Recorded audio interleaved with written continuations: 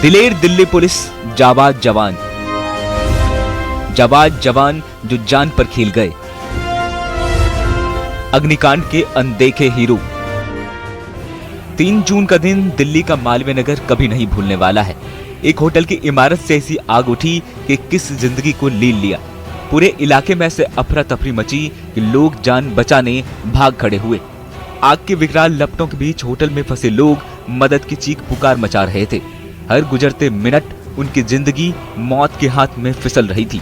ऐसे में सबसे पहले मौके पर पहुंची दिल्ली पुलिस के वो जवान जिन्होंने अपनी जान की परवाह न करते हुए राहत बचाव का मोर्चा संभाला और हर वो काम किया जो मौत की आग से जिंदगी को बचा सकता था। सारा स्टाफ जल्दी पहुंचे। लेमन ग्रीन के पास हम बहुत भयंकर आगे फंसे पड़े हैं।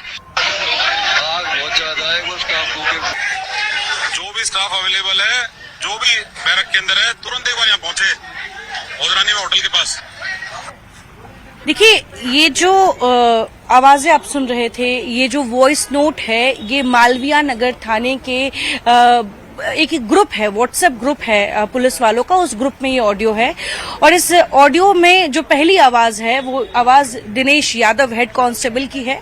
इसके बाद जो दूसरी आवाज है वो आवाज है, आपको बता दें, इनकी रामपाल जी की, और जो तीसरी आवाज है वो जो है एसएचओ की है। ये तीनों आवाज से ये पता चलता है कि किस तरह से जो इमरजेंसी सिचुएशन है वो बनी हुई थी। सारी चीजें हाथ से बेकाबू हो चुकी थी और ये जो पूरी घटना है वो 3 जून की सुबह मालवीय नगर के हौजरानी इलाके में तब हुई जब सुबह के वक्त एक 5 मंजिला इमारत में कथित होटल में जो है आग लगती है।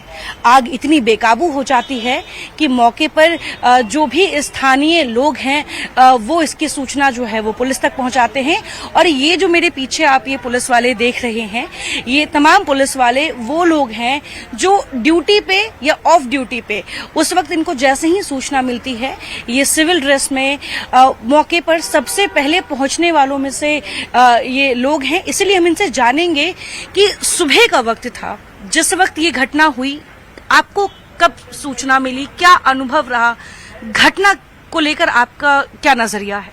मैम, मुझे 8:50 पर कॉल आता है कि होजरानी में आग लगी हुई है।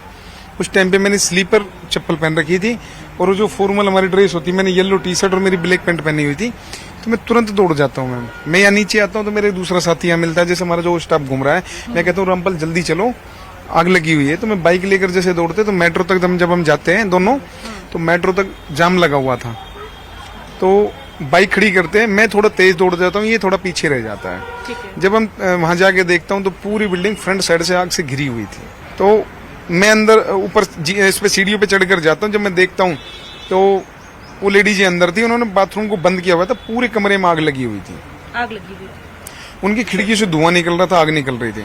फिर मैंने मेरे मुक्के से मैम उसको शीशे को तोड़ा तो मेरे पूरा यहाँ शीशे लग गए थे, इसमें से टाँके लगे हुए, पूरा कट गया था मैम। उसको तोड़कर जब मैं अंदर एंट्री करी तो एक लेडीज थी जिसका वेट था 90 से 100 किलो के आसपास। उसको उठा करके काफी कोशिश करी, उसको उठा नहीं पा रहे क्योंकि जो बाथरूम का वेंटिलेशन था वो कम से कम 5-6 फुट की हाइट पर इतना था। हम उस पर उल्टी बाल्टी करके चढ़कर ही उसमें से निकाल सकते थे। उसकी हाइट ज्यादा थी मैम। उसके बाद में मैंने उन महिला को, वो हिंदी जानती थी लेकिन थी फॉरनर, कॉमन समझ लेती थी। उसका एक वर्ड याद है मुझे कि बेटा मैंने काफी प्रयास करा। 1-2 मिनट जब मैंने देखा कि अब इसको शायद हम नहीं निकाल पा रहे, उसमें उठाने की भी कोशिश करी, उठ नहीं पा रही थी, हैवी थी। तो ये मैम महिला होने के नाते उसके कपड़े उपड़े भी हमने गरिमा के साथ रखने थे। तो उन्होंने कहा कि आप मेरी बेटी को बचा लो और आप निकल जाओ, मैं बच नहीं पाऊंगी।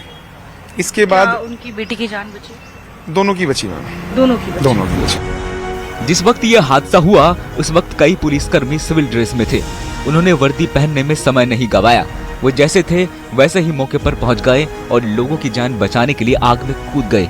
ये वो समय था जब दमकल विभाग की गाड़ियां ट्रैफिक और मालवीय नगर की तंग गलियों में फंसी थी। ऐसे में बिना किसी सुरक्षा उपकरण, बिना किसी अग्निशमन किट, दिल्ली पुलिस के इन जाबाजों ने जान पर खेलकर कई जिंदगियों को आग से निकाला। रामपाल जी, इनके ठीक पीछे आप पहुंचे थे। आप पहुंचे तो क्या तस्वीरें नजर आ रही थी?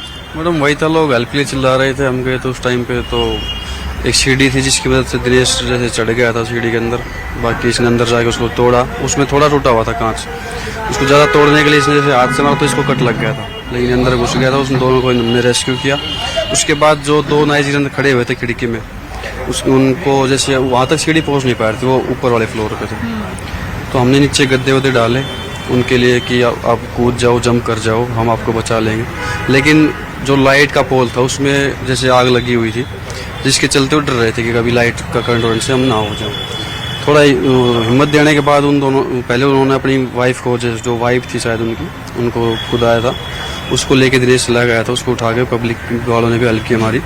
उसके बाद वो खुद कूद गए थे, उनको भी जैसे गद्दे वद्दे पे खुदाया हमने, उनको उठा के फिर हमने एम्बुलेंस में डाल दिया था, बाकी एम्बुलेंस उनको ले गई थी हॉस्पिटल में। और एक और था जेंट्स, उसको भी हमने ऐसे ही रेस्क्यू किया था। देशराज जी हेड कांस्टेबल हैं, आप को इस घटना की सूचना कब मिली और आप वहां पे कब पहुंचे? मैं नाइट ड्यूटी करके 8-8:15 बजे सो गया था। लगभग 9:15 बजे के आसपास ड्यूटी ऑफिसर का फोन आता है कि होजराने में कहीं आग लगी है और जल्दी पहुंचो। जो मंजर ऐसा था कि सामने आग बहुत ज्यादा लगी हुई थी और साइड से भी आग इतनी ज्यादा लगी हुई थी क्योंकि तार थी साइड से, वायर थी, उनकी वजह से जो है आग ज्यादा लगी हुई थी। हम उस टाइम तक हमारा रोल इतना था कि हम अंदर नहीं जा सकते थे, फायर ब्रिगेड काम कर रही थी। तो एसटी साहब ये कहते हैं कि पब्लिक को दूर करो साइड में, हो सकता है क्योंकि हमें अंदेशा था कि इसके अंदर सिलेंडर हो सकते हैं, तो कहीं ऐसा ना हो फट जाए, इससे जो नुकसान और पब्लिक को और ज्यादा हो या बिल्डिंग भी गिर सकती है। स्थानीय लोगों का ये भी कहना है कि जो लोहे का गेट था जो बंद था, जिसकी वजह से भी कई लोगों की जान गई, अगर वो खुला रहता तो शायद वो वक्त पर बाहर निकल पाते। हाँ, शायद उनको पता लग गया था, वो निकलने में शायद असमर्थ थे उसकी वजह से ही, क्योंकि वहां गेट तक पहुंच रहे थे वो, और फिर उनको नहीं काबू लगा तो अंदर, फिर हम अंदर गए थे तो अंदर से पहले लोगों को निकाला फायर ब्रिगेड। इनिशियली जो हेल्प के लिए मुश्किलें आ रही थी निकालने? मुश्किल इतनी ज्यादा थी मैम कि अंदर जो ना धुआं ही धुआं था, हमें कुछ दिखाई नहीं दे रहा था और आंखों में जलन हो रही थी। हम इतनी जो है ना बिल्डिंग अंदर से इतनी गर्म थी कि हम जो है ना खुद को एक तरह से वहाँ रोक पाना बिल्कुल महसूस हो रहा था कि शायद हमारा भी दम घुटने वाला है।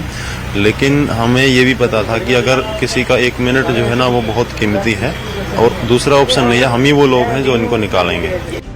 हेड कांस्टेबल दिनेश यादव उन पुलिस कर्मियों में शामिल थे जिन्होंने सबसे पहले इमारत के अंदर प्रवेश किया। अंदर धुएं की वजह से ना कुछ दिखाई दे रहा था और ना ही सांस ले पा रहे थे। हर तरफ बस आग और अफरा तफरी थी, लेकिन दिनेश यादव न खुद हिम्मत हारी और न फंसे हुए लोगों को हिम्मत हारने दी।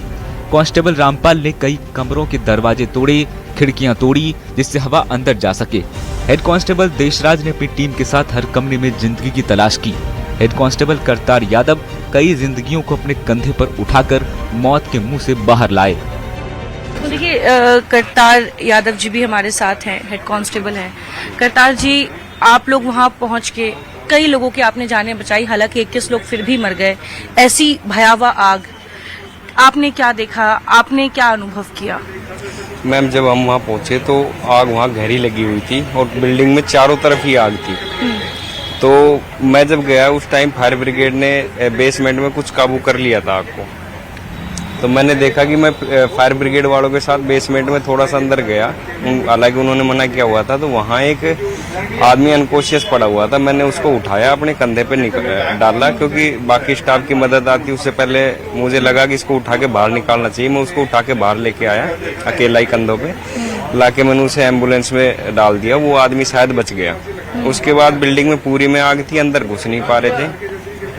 मैं साइड वाली बिल्डिंग से टॉप फ्लोर पर पहुंच गया, उसकी छत पे, कि शायद वहां से कोई एंट्री मिल जाए, लोगों को बचाया जा सके। जब मैं वहां टॉप फ्लोर पे पहुंचा तो वहां भी सीढ़ियों से इतनी ज्यादा आग की लपटें और धुआं आ रही थी कि उसमें अंदर नहीं घुसा जा सकता था। तो मैंने वहां एक फायर ब्रिगेड वालों का लोहे का एक इक्विपमेंट होता है गैती, वो लेके और बिल्डिंग के ऊपर जितनी भी टंकियां थी वो सारी तोड़ दी, ताकि, और उसकी जो टीन शेड वगैरह थी बिल्डिंग की वो तोड़ दी, ताकि ऊपर जो टंकियों में पानी भरा हुआ था वो सारा बिल्डिंग में जा सके, आग कुछ काबू की जा सके।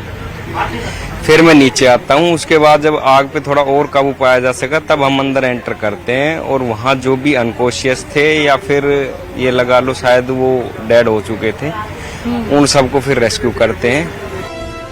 इस पूरे ऑपरेशन में पुलिस और दमकल विभाग ने मिलकर काम किया, लेकिन शुरुआती मिनटों में पुलिस कर्मियों ने जिस तेजी और साहस का परिचय दिया, उसने कई लोगों की जिंदगी बचाने में अहम भूमिका निभाई। पुलिसकर्मियों ने आदेश का इंतजार नहीं किया, सिर्फ इंसानियत की आवाज सुनी और अग्निकांड में फंसे लोगों की उम्मीद बने। न्यूज 18 दिल्ली एनसीआर इन जाबाजों को सलाम करता है। Head constable Dinesh Yadav, head constable Kartar Yadav, head constable Deshraj, constable Rampal और team. Bureau report news 18 Delhi NCR.